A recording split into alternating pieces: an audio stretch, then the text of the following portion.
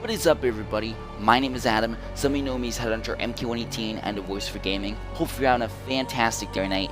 Today I'm connect you guys with my finished Star Trek, the live-action movie Enterprise. The Kelvin Timeline Enterprise, also known as the one scene in the live-action J.J. Abrams films, the 2009 Star Trek, which is called Star Trek, and Into Darkness. This is my professional recreation of that ship, and it took around 100 hours from start to finish.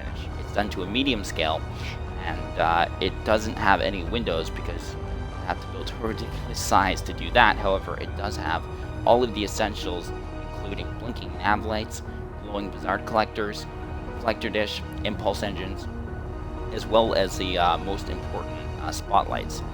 Once again, this creation is super awesome. It is super complex.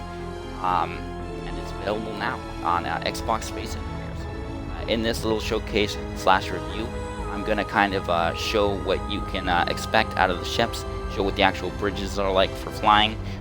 So the ship is built completely out of heavy blocks, and it is very fast, it's very maneuverable.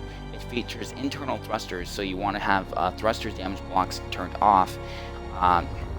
And yeah, I mean, let me just show you. Let me just take you to the bridge, because once again, because this is a medium scale, there are no windows, but all of the details, all of the proportions, the profile, they are accurate. I'm a professional. I do this stuff all the time. I have a lot of experience doing it. And I actually, one of my main references was a CGI model, an official CGI model, the one that was used in Star Trek Online for this actual ship. So I just can deliver a quality that others can't really come close to, because I'm just a perfectionist and I'm just very passionate about this sort of thing. Anyway, let me take you to the bridge, Captain.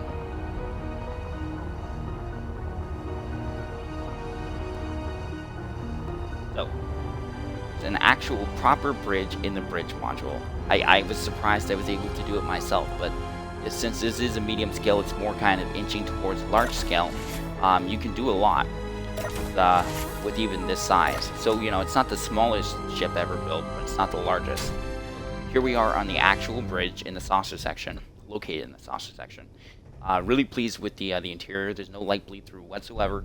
All the spotlights, nav lights, it's all arranged, so it looks very authentic. Once again, you can just see from the ship that, you know, this stuff is accurate. But yeah, anyway, so you've got helm, navigation, and your captain's chair. You've also got some other consoles and chairs, but that doesn't matter. It's really proud of this bridge set. It's kind of hard to do stuff like this in Space Engineer, so really pleased with the results. If you hop in the captain's chair, you're going to have a more zoomed in look for the warp nacelles in your flying position. So I suggest when you fly from the captain's chair, you kind of have a position about here. So you have the shuttle bay, you know, right at the bottom of your screen. The ship is built completely out of heavy blocks, like I said earlier, but it's got like hundreds of gyroscopes and internal thrusters and all of that. And there's very little thruster bleed through this. There's thrusters in the saucer section, top and bottom.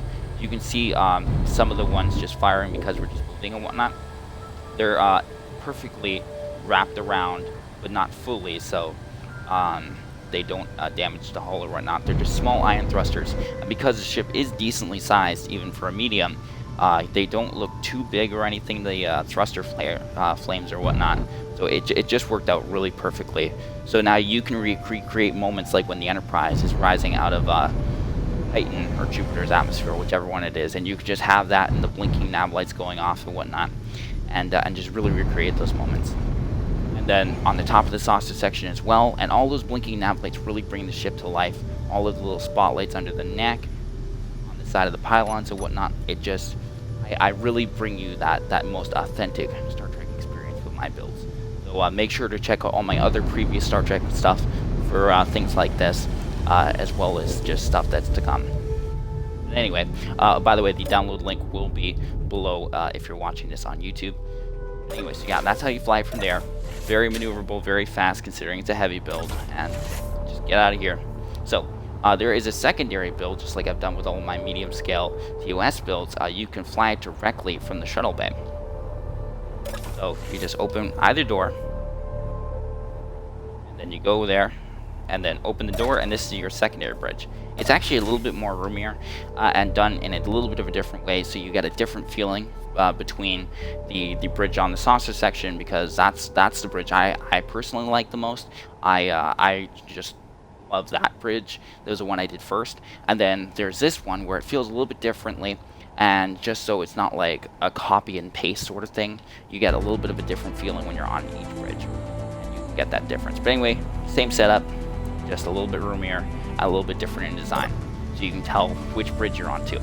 So when you hop in the captain's chair, you're gonna have because it's right at the back of the ship, you have a really nice zoomed out look for the warp nacelles. Once again, as a user, as you as the captain, I give you these options when you're flying the ship and whatnot.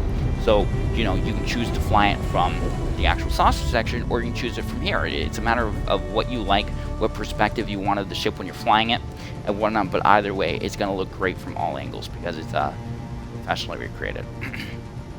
See, C1701 is spelled out nicely on the hull, actually done in Windows, but so they will come off, just like when the ship falls into Earth's atmosphere and the C1701 starts coming off the hull as it up and whatnot, that actually will come off when you play with it in combat and whatnot.